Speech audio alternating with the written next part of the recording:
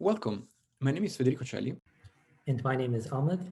and in this video, we will walk you through our latest publication for the 2021 American Control Conference with the title Linear Threshold Dynamics for the Study of Epileptic Events. Studying and understanding how the brain functions is one of this century's greatest challenges. Given the complexity of the topic and its relevance, it became a cross-field effort with scientists from many different backgrounds working on it. Us, as engineers, we wish to contribute in finding and characterizing practical mathematical models to gain deeper insight into the ways of the brain and on how to control its dynamics. We will focus this effort especially around one of the most common chronic diseases of the brain, which is epilepsy. In this slide, we see an example of the EEG of a patient undergoing a seizure. On the left, we see brainwaves typically associated with healthy brain activity, while on the right, we see brainwaves associated with unhealthy brain activity. We notice a clear and sudden transitioning from one behavior to the other. In fact, today, we will look at how this transitioning may happen from a mathematical perspective. And to do this, we need a mathematical model. One of the most successful ideas in modeling brain activity comes from Wilson and Cohen, and it's from a paper from the early 70s. In its simplest form, this model consists of a network of two nodes. On top, in orange, we have the firing rate of a region of excitatory neuron, while in green, we have the activity of a region of inhibitory neurons. The W's model the interaction between these two regions, whereas the U's model the exogenous inputs.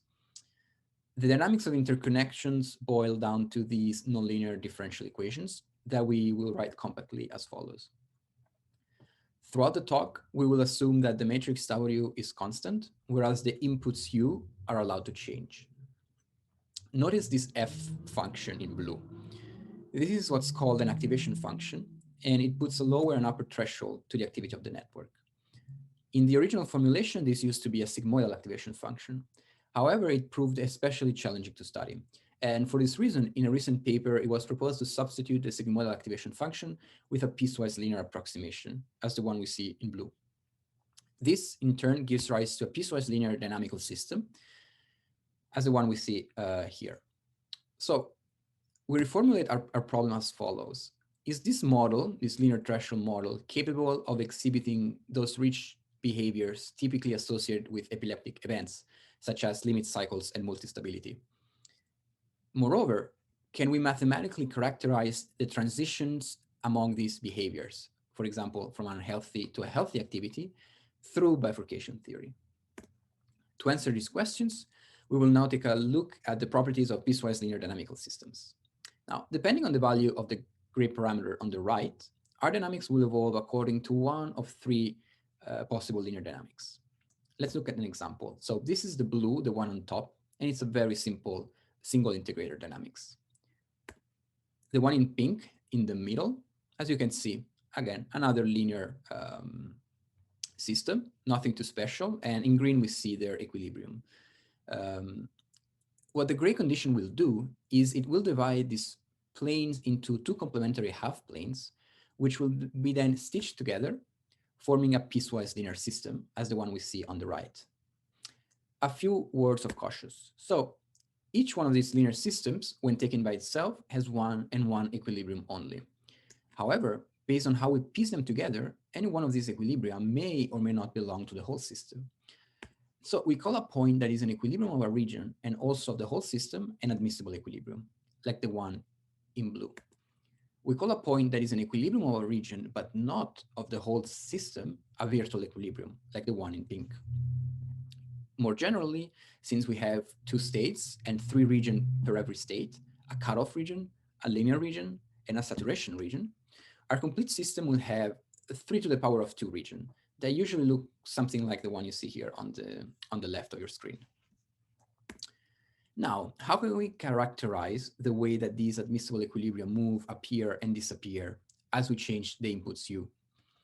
To do this, we use nullclines, and in particular, in the paper, we show that the shape of the nullclines is determined by the parameters of the system. Changing the inputs will only translate the nullclines in the phase space. In this example, as we change the input U1, the red nullcline associated with the excitatory network will move up and down. If we were to change U2, the blue nullcline will move left and right. You can also see in this animation how the number of equilibria changes as we move these null lines. And in particular, we see an example of multi-stability as we have more than one fixed point present at the same time, like now. We finally use these results to prove the existence of limit cycles in this network. And in particular, we give necessary and sufficient conditions on the existence of limit cycle on a theorem that simply states that if the null lines intersect only once in the linear region and the equilibrium is unstable, then there exists a limit cycle. We now move on to characterizing bifurcations that occur in piecewise linear systems. We begin with the notion of a boundary equilibrium bifurcation, which occurs when admissible equilibria from distinct switching regions are equal to each other. In this case, the equilibrium is on the boundary of the two switching regions, and the only bifurcations that occur in linear threshold networks are boundary equilibrium bifurcations. Boundary equilibrium bifurcations can be further subdivided into three different types, and the first type is called a persistence bifurcation. In this case, the number of equilibria and their stability remains the same before and after the bifurcation occurs. In the examples shown on the slide, the figure on the left shows the bifurcation diagram, and the figure on the right shows the phase portrait for the system for different values of the bifurcation parameter. In this example, we see that the system has one admissible equilibrium and one virtual equilibrium for all values of the bifurcation parameter. Just before the bifurcation occurs, the admissible equilibrium for the system is in the 0,0 region, and the L0 equilibrium is virtual.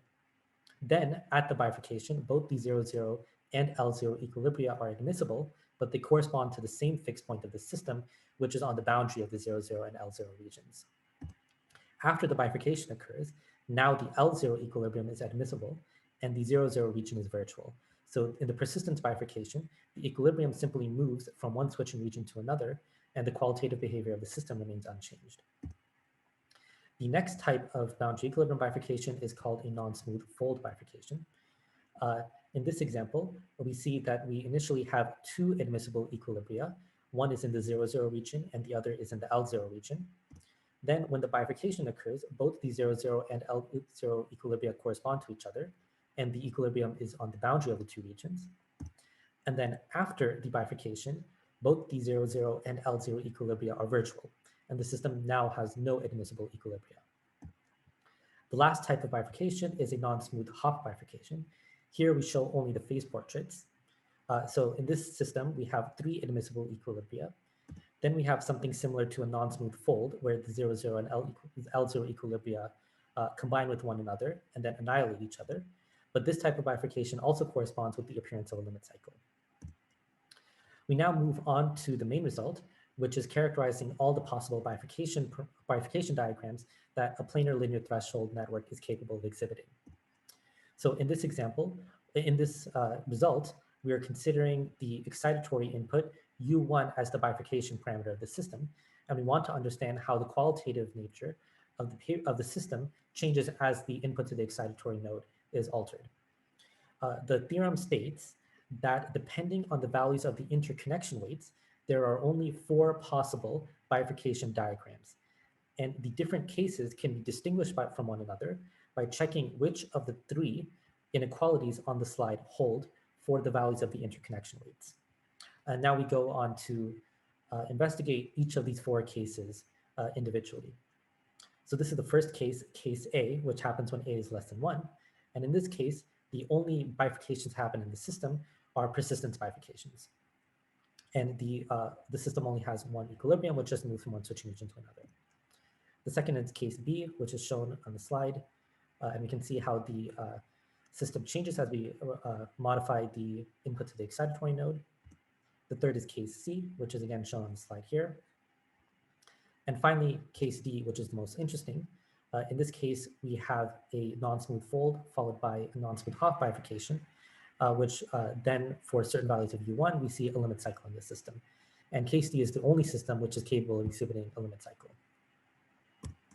Lastly, we show how to reproduce epileptic oscillations using planar linear threshold networks. So in this example, we show an example of an EEG recording from an epileptic patient that is undergoing a seizure. And we see that this EEG waveform can be divided into 4 segments, depending on the qualitative nature of the waveform. And we contend that this waveform can be reproduced by a dynamical system, and the transitions between the different segments in the waveform correspond to bifurcations in the parameters of the system. So to reproduce the epileptic oscillations, we return back to the linear threshold network, but now we add a noise term W of t. So the collective input to the system is U of t plus W of t, and this represents the inputs that the neuron receives from other neuronal populations in the brain.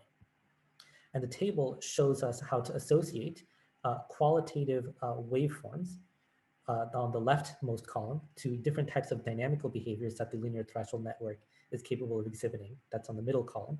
And the rightmost column shows the clinical setting in which this type of behavior is observed. So to reproduce the epileptic pattern, we show this right here. So on the top, once again, we see the EEG recording from the epileptic patient. And then the middle figure shows the responses from the excitatory and inhibitory neurons in the system. And the bottom shows the input to the system, U plus W, which generates that response from the linear threshold network. And we see that with the appropriate choice of input to the neurons, the linear threshold network generates a response which is qualitatively similar to the EEG recording. And therefore, we can see that the linear threshold network is a good model to reproduce epileptic oscillations that we see in patients. So to conclude, we showed that neuronal oscillations can be thought of as low-dimensional attractors in dynamical systems. And transitions between different types of neuronal oscillations, for example, from healthy to epileptic states, can be thought of as bifurcations in the system parameters. Linear threshold networks can produce oscillations with similar characteristics to actually observed epileptic waveforms in patients. And we were able to characterize all possible bifurcations in two-dimensional linear threshold networks and correspond the different dynamical behaviors of linear threshold networks to different EEG waveforms that we observe in epileptic patients. Thank you very much.